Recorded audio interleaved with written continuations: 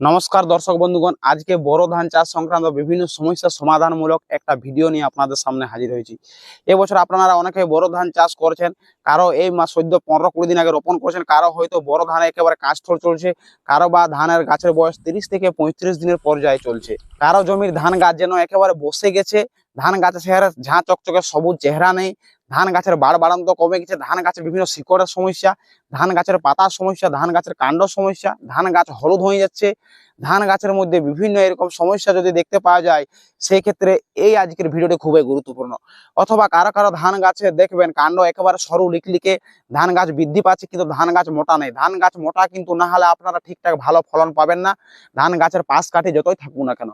তো ধান গাছের পাশ কাঠি যেমন আছে, সেই পাশ কাঠি যাতে 100% ফলন আপনাকে দিতে পারে সেই রকমই পরিচর্যা এবং গাছের বৃদ্ধি যাতে ঠিকঠাক থাকে, মানে আলটিমেটলি অল ওভার আপনারা অধিক ফলন অন্যান্য বছর যে ফলন পান তার থেকে অধিক ফলন পাতে এবং আপনাদের ধান গাছের মধ্যে আপনাদের মাটিকে, আপনাদের জমিকে সুস্থ রাখতে এবং আপনাদের গাছকে সুস্থ রাখতে আজকের ভিডিওটি খুবই গুরুত্বপূর্ণ হতে চলেছে। তো এই চ্যানেলে নিত্য নতুন চাষবাস সংক্রান্ত এবং আরো অন্যান্য আপডেট সংক্রান্ত বিভিন্ন তথ্য আপনাদের সুবিধার্থে দেওয়া হয়, তাই চ্যানেলকে সাবস্ক্রাইব করে ডান দিকের ঘন্টা বা বেল আইকনটি প্রেস করে আমাদের সাথে যুক্ত থাকুন এবং ভিডিওটি দয়া করে শেষ পর্যন্ত দেখতে থাকুন। আপনাদের গ্যারান্টি দিয়ে বলছি অবশ্যই কাজে আসবে যারা কৃষি কাজের সাথে যুক্ত রয়েছেন। তো কেউ হয়তো ধান গাছে প্রধান খাবার দিব ভাবছেন, কেউ হয়তো সেচ চাপান দিব ভাবছেন। এই খাবারগুলো ধান গাছের ক্ষেত্রে আপনাদের অবশ্যই ধান গাছের ফলন হয়ে যাওয়ার পর ধান গাছের শীষ নুয়ে যাওয়া পর্যন্ত আপনাদের গাছকে প্রোটেকশন দেবে এবং গাছকে খাদ্য সাপ্লাই দেবে, সেই রকমই কতগুলো পরিচর্যা। তো সম্পূর্ণ পরিচর্যা সার প্রয়োগের মাধ্যমে আপনাদেরকে জানানো হবে এবং স্প্রে পরিচর্যার ভিডিও চ্যানেল থেকে পরবর্তীকালে পরে আসতে চলেছে। তবে সেক্ষেত্রে যে জিনিস প্রয়োগ করার বলবো সেটি হলো প্রথমে বায়োমাস, যেটি বেশি নয় মাত্র বিঘা প্রতি বিভিন্ন সারের সাথে 100 থেকে 150 গ্রাম হারে ব্যবহার করবেন। তো এই বায়োমাস বিভিন্ন কোম্পানির পাওয়া যায়, সেগুলোর মধ্যে যে কোনো মিডিয়াম দামের মধ্যে পাওয়া যায়, সেটি এনে ব্যবহার করবেন। অন্যান্য সারের সাথে মিশ্রিত করে ছড়িয়ে দিবেন, যেগুলো পরবর্তীকালে বলা হবে, ভালো রেজাল্ট দেখতে পাবেন। এই বায়োমাসও যদি আপনারা হাতের কাছে না পান তবে সেক্ষেত্রে হিউমিক অ্যাসিড এবং ফলভিক অ্যাসিড জাতীয় দানা, অ্যামাইনো অ্যাসিড জাতীয় দানা বিভিন্ন পাওয়া যায়, সেগুলো 33 শতকে 1 বিঘার ক্ষেত্রে মাত্র 1 কেজি হিসাবে বা 1 কেজিও যদি আপনারা না দিতে পারেন সেক্ষেত্রে 700 গ্রাম বা 800 গ্রাম অবশ্যই প্রয়োগ করবেন। আপনাদের যথেষ্ট সমস্ত দিক থেকে গাছ একেবারে ঝাঁ চকচকে থাকবে, গাছের মধ্যে কোনো পুষ্টির অভাব থাকবে না। মাটিতে যে সমস্ত সার প্রথম চাপানে দ্বিতীয় চাপানে প্রয়োগ করেছেন, কাদা তৈরির সময় প্রয়োগ করেছেন, সেই সমস্ত সারকে 100% ধান গাছ খেতে পারবে। ধান গাছ শীষ নুয়ে যাওয়া পর্যন্ত ধান গাছের শীষ মোটা তাজা হবে, সুস্থ হবে এবং আপনাদের মাটির পিএইচ ভালো থাকবে, মাটির সমস্ত গুণগত মান আপনারা 100% ভালো দেখতে পাবেন যদি বায়োমাস প্রয়োগ করেন। এই বায়োমাস যদি হাতের কাছে না পান সেক্ষেত্রেও হিউমিক, ফলবিক এবং অ্যামাইনো অ্যাসিড জাতীয় যে দানাগুলো পাওয়া যায় সেগুলো এনে যদি ব্যবহার করেন। এবং এর পরবর্তীকালে যে সারগুলো বলবো সেগুলো হচ্ছে খুবই গুরুত্বপূর্ণ সার। তার মধ্যে একটি হচ্ছে ধ্রুবী গোল্ড। এই ধ্রুবী গোল্ড বর্তমান দিনে বিভিন্ন চাষের ক্ষেত্রে ব্যাপক পরিমাণে ব্যবহার হয়ে আসছে এবং যেমন ব্যবহার হয়ে আসছে সেই রকম তার রেজাল্টও দেখতে পাওয়া যাচ্ছে। তো এই বড় ধান চাষের ক্ষেত্রে যদি আপনারা ধ্রুবী গোল্ড ব্যবহার করেন, বেশি নয় মাত্র 33 শতকে 1 বিঘা জমির ক্ষেত্রে মাত্র যে সমস্ত সারগুলো কথা বলছি এই সমস্ত সারগুলোর সাথে মিশিয়ে 6 থেকে 7 কেজি হারে ব্যবহার করবেন। সেটিও যদি না পারেন অন্তত 5 কেজি হলেও ব্যবহার করবেন এবং এর রেজাল্ট চোখে পড়ার মতন দেখতে পাবেন। এর ডোজ সাধারণত দুটি পর্যায়ে ধান চাষের ক্ষেত্রে ব্যবহার করা হয়, একবার কাদা তৈরির সময় আর একবার দ্বিতীয় চাপান বা প্রথম চাপানের ক্ষেত্রে। আগে কে কি হারে প্রয়োগ করেছেন সেটা এখন অন্য বিষয়, কিন্তু এই সময় অবশ্যই আপনারা মূল চাপানোর ক্ষেত্রে এবং ধান গাছ যদি বসে যায়, ধান গাছ ঠিকঠাক চেহারা নেই, সুস্থ সবল চেহারা নেই, অবশ্যই 5 থেকে 7 কেজি প্রয়োজন বুঝে ব্যবহার করবেন। গাছের চাহিদা অনুযায়ী ব্যবহার করবেন, অতিরিক্ত বেশি ব্যবহার করতে যাবেন না এবং একেবারে কমও ব্যবহার করবেন না, নতুবা ভালো রেজাল্ট দেখতে পাবেন না।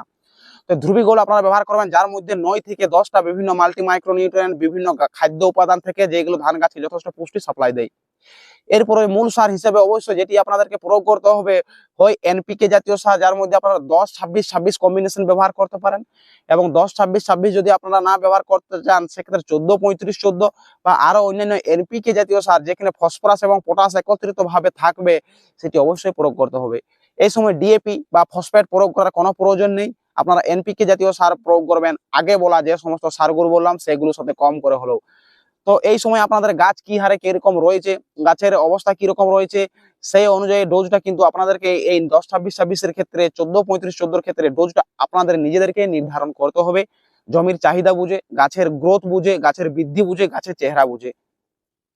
এবং গাছের সবুজ ভাব যদি নষ্ট হয়ে যায় এবং পাতায় ক্লোরোফিল নষ্ট হয়ে যায়, গাছ সে হারে ঠিকঠাক নেই, গাছের মধ্যে হলুদ ভাব আসছে, গাছের মধ্যে নাইট্রোজেন জনিত খাবারের অভাব আপনারা দেখতে পাচ্ছেন। তবে সেক্ষেত্রে অবশ্যই যেটি ধানের প্রধান খাবার, ধানের প্রিয় খাবার, সেটি হচ্ছে ইউরিয়া, যেটি নাইট্রোজেন জনিত সার। তো সেই 46% যুক্ত ইউরিয়া আপনারা বিঘা প্রতি এই সময় বেসিনে মোটামুটি 4 থেকে 6 কেজি হারে ব্যবহার করবেন। এবং এই ইউরিয়ার সাথে অবশ্যই যেটি প্রয়োগ করতে হবে সেটি হচ্ছে পটাশ সার। এই পটাশ সার আপনাদের ধান গাছকে শক্ত করবে, ধান গাছ সহজে নুয়ে পড়তে দিবে না। ধান গাছের যদি অতিরিক্ত পাতা বৃদ্ধি পেয়ে যায়, ধান গাছের প্রচুর পাতা হয়ে যায়, সেক্ষেত্রে ফলন কমে যাবে। সেই ক্ষেত্রে পটাশ সার দিয়ে আপনাদেরকে গাছের পাতাকে শক্ত করতে হবে, গাছের কাণ্ডকে শক্ত করতে হবে। এবং এই পটাশ সার যদি আপনারা প্রয়োগ করেন, ধান গাছের শীষ যথেষ্ট দীর্ঘ হবে এবং ধান গাছের শীষের মধ্যে প্রচুর পরিমাণে ফলন হবে। এবং ধানের যে দানা, সেই দানাগুলো প্রচুর পরিমাণে হিষ্ট পুষ্ট এবং ধানের দানাগুলো মোটা তাজা হবে এবং ধানের দানাগুলো প্রচুর পরিমাণে ওজনদার হয়। তো পটাশ সার ধান চাষের জন্য একটা গুরুত্বপূর্ণ সার। এই পটাশ সার অবশ্যই আপনাদেরকে বিঘা প্রতি এই সময় 5 থেকে 8 কেজি হারে প্রয়োগ করতে হবে। তো দর্শক বন্ধুগণ, আজকের ভিডিওতে যে পরিচর্যার কথা বলা হলো, যাদের ধান গাছ একেবারে বসে গেছে, আপনারা বিভিন্ন সার প্রয়োগ করছেন, সে হারে ধান গাছ ঠিকঠাক খেতে পাচ্ছে না, বা আপনারা আগে হয়তো ঠিকঠাক ভাবে সার প্রয়োগ করতেই পারেননি এবং বেশি ফলন চাইছেন, সেক্ষেত্রে কিন্তু সম্ভব নয়। হয় আপনাদেরকে মাটি তৈরির সময় বা প্রথম চাপানে অবশ্যই ভালো সার প্রয়োগ করতে হবে, নতুবা ভালো ফলন পাবে না। কিন্তু যারা মাটি তৈরি বা প্রথম চাপানো সে হারে ভালোভাবে পরিচর্যা করতে পারেননি, ভালো সার প্রয়োগ করেনি, এই পরিচর্যাটা আপনাদেরকে অবশ্যই করতে হবে। যাদের ধান গাছের বয়স মোটামুটি 30-35 দিন পার হয়ে গেছে, 40 দিন পার হয়ে গেছে, বা ধান গাছে কাঁচ ঠোর অবস্থায় আসবো আসবো ভাব মনে হচ্ছে, কিন্তু গাছের মধ্যে যথেষ্ট খাদ্যের অভাব বুঝতে পারছেন, মাটিতে ঠিকঠাক কন্ডিশন বুঝতে পারছেন না, তাই জন্য এই পরিচর্যাটা অত্যন্ত গুরুত্বপূর্ণ। যারা সত্যিকারের চাষি এবং বড় ধানে অধিক ফলন নিতে চান, তাহলে বড় ধানে অধিক ফলন নিতে গেলে এই পরিচর্যাটা কিন্তু আপনাদেরকে করতেই হবে, যারা ঠিকঠাক আগে পরিচর্যা করতে পারেননি। তো দর্শক বন্ধুগণ, সকলে ভালো থাকুন, সুস্থ থাকুন। একের পর এক ভিডিও পেতে চ্যানেলকে ডান দিকে সাবস্ক্রাইব চিহ্নটি প্রেস করে আমাদের সাথে যুক্ত থাকুন এবং ভিডিওতে অবশ্যই একটি লাইক দিয়ে আমাদের সাথে যুক্ত থাকুন। নমস্কার।